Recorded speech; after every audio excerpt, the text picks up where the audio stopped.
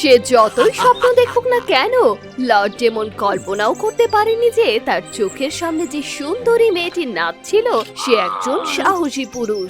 এটির প্রায় 20 বছর আগে ভবিষ্যৎবাণী করা হয়েছিল। সেখানে ভবিষ্যৎবাণীতে দানব রাজ্যের সবচেয়ে বড় জাদুকরী বলেছিল যে ফিনিক্সের যমজ ছেলেটি ডেমন লর্ডকে ধ্বংস করবে। বাজে কথা, ভবিষ্যৎবাণী কেউ বিশ্বাস করে? ডেমন লর্ড অ্যাডোনিস এই হুমকির মূল উৎপাদন করার জন্য ঈশ্বরের রাজ্যে সৈন্য নিয়ে হাজির হলো আর ফিনিক্সের জন্মের জন্য অপেক্ষা করছিল। এদিকে যমজ সন্তান জন্মের সাথে সাথে পুরো মন্দিরের আকাশে একটি লাল আভা ছড়িয়ে পড়ল। এই পবিত্র আভা রাক্ষসদের বিতাড়িত করলো, ফলে তারা পিছু হটলো। এদিকে ফিনিক্স একটি ছেলে ময়ূর এবং একটি মেয়ে ঈগলের জন্ম দিয়েছে। মহামান্য, এটা রাজকুমারী ঈগল আর এটা রাজকুমার ময়ূর। কেন ঈগল মেয়ে হলো? সে যদি ছেলে হতো তাহলে আরো শক্তিশালী হতো। সৈন্যরা ঘোষণা দাও, আমি ছেলে ঈগলের জন্ম দিয়েছি যে আমার সিংহাসনের উত্তরাধিকারী হবে। আর ময়ূর, ওকে বনে নিয়ে যাও, ওর ভালো যত্ন করো, কেউ যেন সত্যিটা জানতে না পারে। আমি খুব দুঃখিত, এই ভবিষ্যৎবাণী যদি সত্য হয় ডেমন লর্ড এদের কিছুতেই ছাড়বে না। তোমাদের রক্ষা করার জন্য আর দেবতাদের রক্ষা করার জন্য আমার কাছে এই একটাই উপায় আছে। এইভাবে শিশু দুটির পরিচয় অদল বদল হয়ে গেল। ময়ূর দৃশ্যত পুরুষ রাজকুমারীর শিরোনামে আরিয়া নাম নিয়ে বেড়ে উঠল। বিচ্ছিন্ন থাকার কারণে আরিয়ার ব্যক্তিত্ব ছিল অত্যন্ত অপ্রত্যাশিত। সে প্রায়ই আশেপাশে তার ভৃত্যদের সাথে রাগান্বিত হতো, এমনকি লায়লার সাথেও, যে ছিল অভিভাবক পরিবারের সবচেয়ে শক্তিশালী বংশধর, যা দেবতাদের রক্ষায়ও বিশেষজ্ঞ। তার মতো একজন মহিলা রাজকন্যাকে রক্ষা করতে পারবে কি মনে হচ্ছে? সবাই তো বলে লায়লা রাজকুমার এইডেনের সঙ্গী হতে চলেছে। হ্যাঁ, আমি শুনেছি সে খুব দ্রুত বিষ শনাক্ত করার ক্ষমতা নিয়ে জন্মগ্রহণ করেছিল।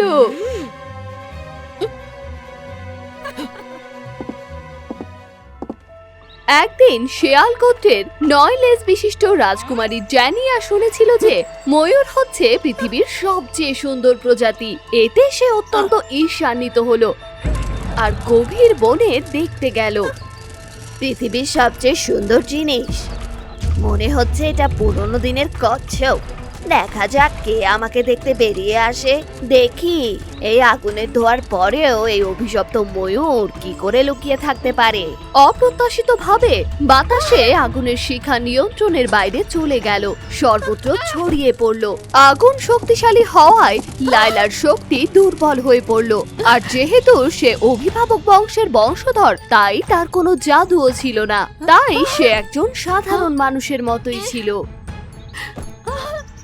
লায়লা, লায়লা, তোমার কি হয়েছে? তোমার কিচ্ছু হবে না, আমি বলছি। আমি ভালো আছি রাজকুমারী। তোমার নিজেকে রক্ষার সর্বোত্তম উপায় হলো শক্তিশালী হওয়া। প্রতিকূলতার কাছে তুমি আত্মসমর্পণ করো না। এরপর থেকে আরিয়া লায়লাকে আগের মতো তুচ্ছ করা বন্ধ করলো। দিনের পর দিন কঠোর প্রশিক্ষণের পর সে লায়লাকে রক্ষা করার জন্য দৃঢ় সংকল্পবদ্ধ হলো। এদিকে প্রথা অনুযায়ী বছরে একবার ফিনিক্সের ভৃত্য ময়ূরের কাছে ঔষধি জলের একটি বড় বাটি নিয়ে আসে। এদিকে শক্তি হারানো সত্ত্বেও লায়লা বুঝতে পারলো যে এই বাটিতে বিষ মেশানো আছে, আর সাথে সাথেই সে এটিকে ছিটকে ফেলে দিল। সেই রাতে তার মালিকের ঘরে একটি উচ্চ চিৎকার শুনে লায়লা ছুটে এলো আর দেখলো যে তার সুন্দর ময়ূর রাজকুমারী একজন সাহসী এবং সুদর্শন পুরুষে পরিণত হয়েছে। আমি পুরো সময় ধরে যা গ্রহণ করছি তা আমার শক্তি আর পুরুষ হরমোনের দমনকারী। আমি খুব দুঃখিত বা রাগান্বিত হলে আমার শক্তি প্রকাশ পায়, যা ডেমন লর্ডকে এতদিন প্রতারিত করেছে। আমি আপনাকে সাহায্য করার যথাসাধ্য চেষ্টা করব। তাকে ধ্বংস করার জন্য প্রশিক্ষণ আর সঠিক সময়ের অপেক্ষা করছি। এদিকে গুপ্তচর বৃত্তির জন্য সীমানা ভেঙে ডেমন লর্ড মন্দিরে আক্রমণ করলো। সে ফিনিক্সকে ধ্বংস করে ইগল 18কে বন্দি করলো। ভবিষ্যৎবাণী, এটা তো মিথ্যা। আমি তোমাকে তোমার বোনের কাছে নিয়ে যাব। আমি শুনেছি সে খুব সুদর্শন মেয়ে, সে ডেমন লর্ডের রানী হওয়ার জন্য উপযুক্ত। তুমি আমার সাথে যাই করো না কেন, আমার বোনকে কখনো কষ্ট দিও না। আমি পুরুষদের প্রতি আগ্রহী নই। এদিকে খুব বেশি যোগাযোগ বা স্নেহ না থাকলেও ময়ূর এবং ঈগল এখনো ভাই বোন ছিল। আরিয়া এটা জেনে ভেঙে পড়ল আর 18কে বাঁচাতে যাচ্ছিল, কিন্তু লাইলা তার মালিককে রক্ষা করতে চাইছিল আর তাই সে কৌশলে ময়ূরকে ঘুম পাড়িয়ে দিয়েছিল। আর সে ময়ূরের ছদ্মবেশে ডেমন লর্ডকে খুঁজতে গেল। এর আগে খুব কম লোকই আরিয়াকে দেখেছে, তাছাড়া লায়লার চেহারাও খুব সুন্দর ছিল, তাই ডেমন লর্ড কোনো সন্দেহ করেনি। আমি যেমনটা শুনেছিলাম সে তো তার চেয়েও সুন্দর। কত সুন্দর! এখন তোমার মন্ত্রমুগ্ধ নাচ দেখাও দ্রুত। তবে সে আসল ময়ূর না হওয়ায় ঠিকভাবে নাচতে পারছিল না। মিথ্যা! তুমি একজন প্রতারক। সৈন্যরা তাকে ধরো। নিখুঁত মার্শাল আর্ট সত্ত্বেও লায়লা দৈত্য সৈন্যদের নৃশংস শক্তি দ্বারা বশীভূত হলো। ওকে যেতে দাও।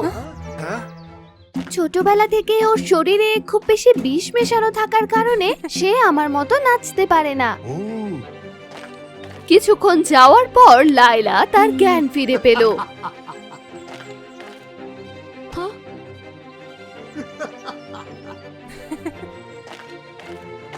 প্রতারককে ছেড়ে দাও।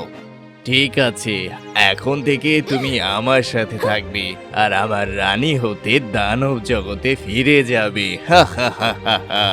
না রাজকুমারী, আপনি এটা করতে পারেন না। চুপ করো লায়লা, তোমার এখানে বলার অধিকার নেই। ঠিক আছে, তবে তার আগে আমার ময়ূর নাচ আমি তোমাকে উৎসর্গ করতে চাই। তুমি কি এখন দেখতে চাও না? দ্রুত করো আমার ভবিষ্যৎ রানী। তুমি তো দেখছি সবই জানো আমি কখন কি চাই।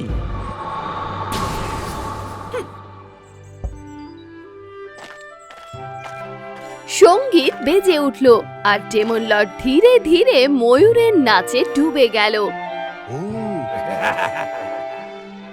সেই মুহূর্তে লায়লা সুযোগটিকে কাজে লাগিয়ে ছুটে গেল সেই ডেমন লর্ডের জীবন কেড়ে নিতে, যে আবেগের সাথে সৌন্দর্য উপভোগ করছিল। কিন্তু একজন ডেমন লর্ডকে কি এত সহজেই হারানো যায়? সে লায়লাকে আক্রমণ করে ছিটকে ফেলে দিল। এদিকে প্রেয়সীকে আহত হতে দেখে আরিয়া আর তার আবেগ নিয়ন্ত্রণ করতে পারল না। তার চোখ লাল হয়ে গেল, তার শরীরে লালচে আভা ছড়িয়ে পড়ল, আলো অদৃশ্য হয়ে গেল আর আরিয়া একজন পুরুষ হিসেবে দেখা দিল। তুমি না, ময়ূর একটা পুরুষ মানুষ। এতদিন ধরে সেই দেবতারা আমাকে প্রতারিত করেছে। তোমার এত সাহস! আর কথা না বলে দুই প্রতিদ্বন্দ্বী যুদ্ধে লিপ্ত হলো, যা আশেপাশের সব কিছুকে ধ্বংস করে দিচ্ছিল।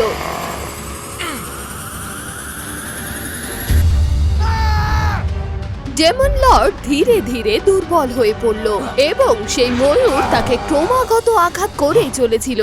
এরপর সেই মহান পুরুষের কাছে যে শক্তিশালী ক্ষমতা ছিল, সে সেটা ব্যবহার করে দ্রুত ডেমন লর্ডকে অদৃশ্য করে দিল।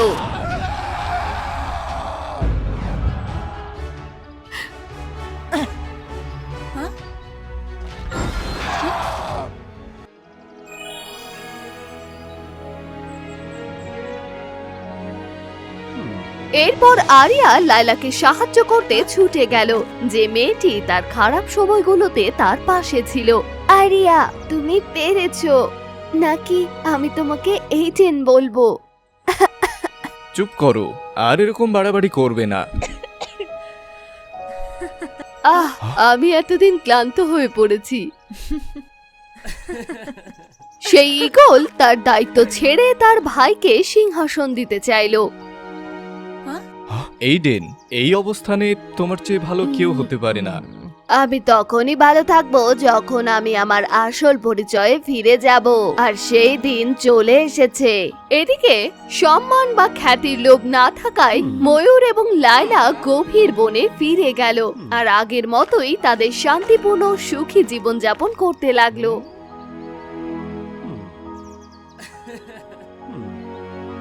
রাতের খাবারের জন্য বাড়িতে যেতে চাও না? অবশ্যই, আমরা তো পরিবার।